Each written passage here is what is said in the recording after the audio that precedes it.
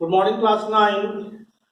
So today we'll be starting a new chapter in physics, that is chapter number 3, laws of motion. So far in the previous chapter, we discussed about motion, we discussed about the rest, okay, and then we discussed about the term which describes the motion, like speed, like velocity, like acceleration. Now after completing all this, now we have come to the next chapter, that is chapter number 3, laws of motion. Now here in this chapter, we'll be discussing about, first it starts with forces, because in order to produce the motion, or in order to make the body in motion, what is required is that some external force is always required.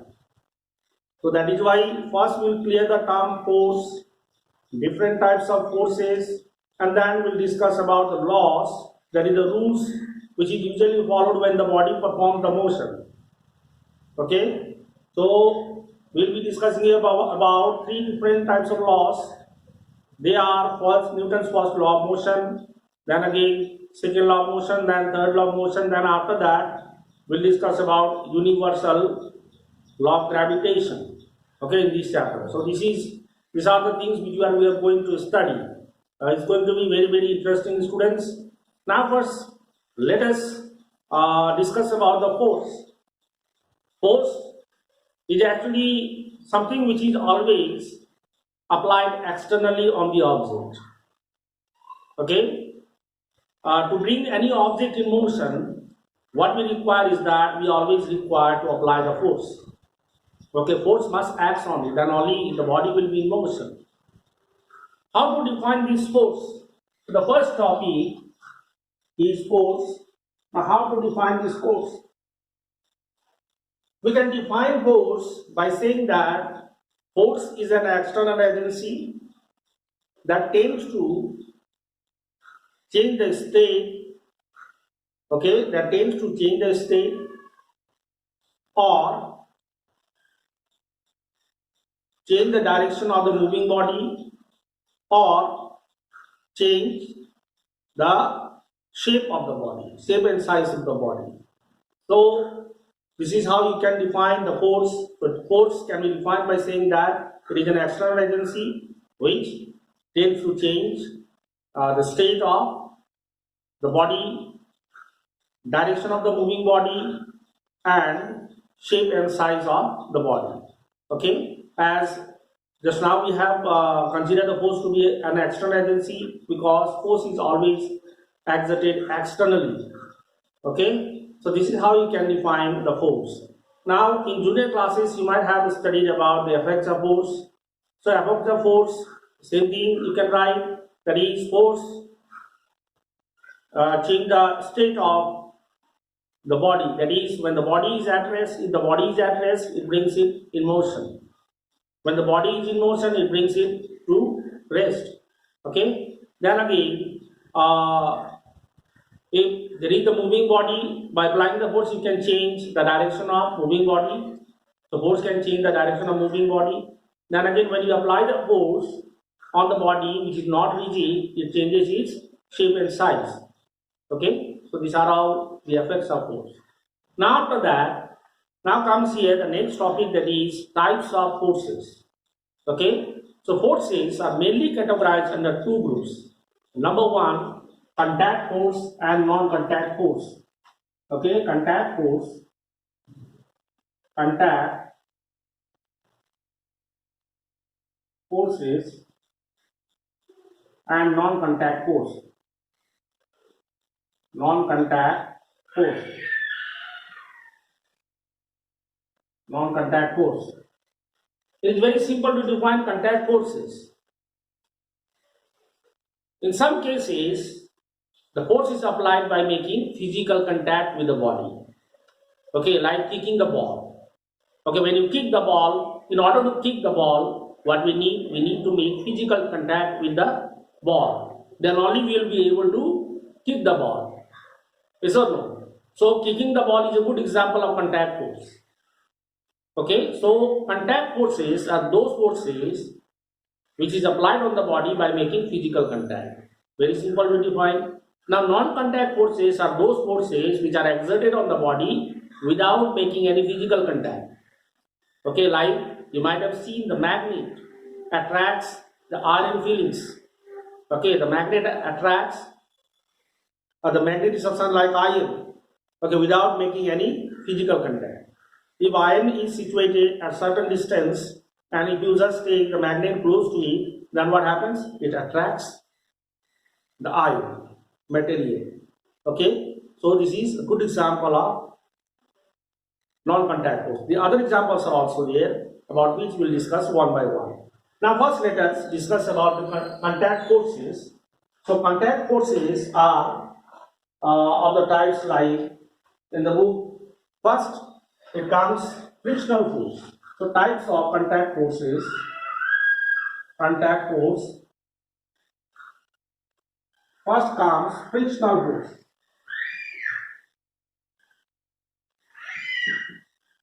Frictional force.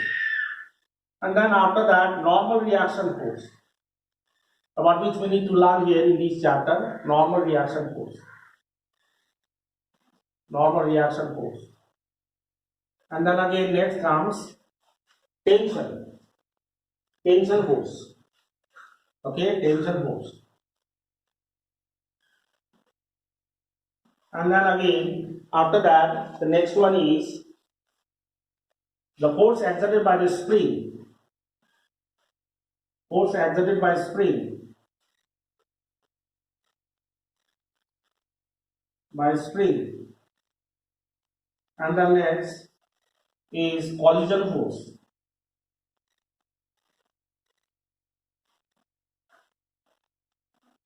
The force which is produced after the collision between the two bodies.